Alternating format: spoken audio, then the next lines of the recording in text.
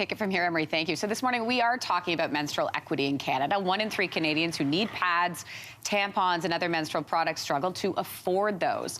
Our next guest is working to help make them more accessible to everybody. She's created a charity aimed at getting supplies to people who need them and at reducing the stigma around menstruation that still exists today. Jana Gerdowskis is the founder of the Period Purse. She joins us this morning to share her story. Nice to have you in studio with us. Good morning. So you are the founder of the Period Purse. Can you tell me what led to this? And I understand you had this aha moment when you were driving. Yeah, I was driving to work one day about 6 years ago here downtown Toronto, and someone was just panhandling at my door.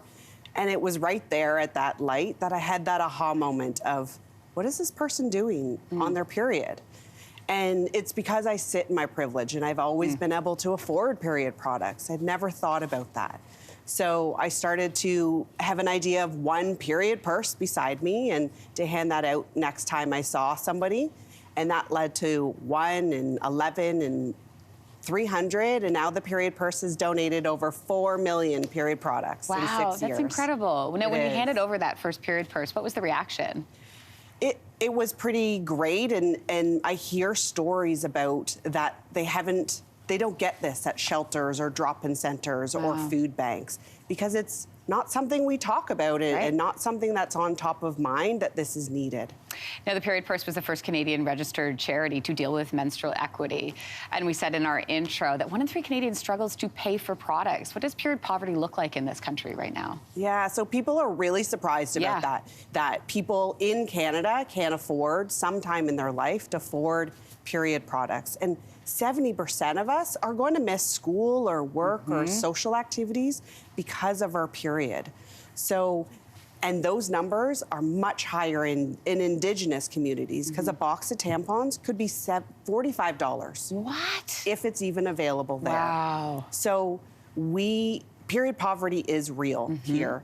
And right now, people are literally choosing to put their breakfast on the table rather than buy that pack of pads. So period poverty is real and growing just like poverty in Canada. And let's talk about the stigma that still exists around menstrual health. It's remarkable in this day and age, 2023.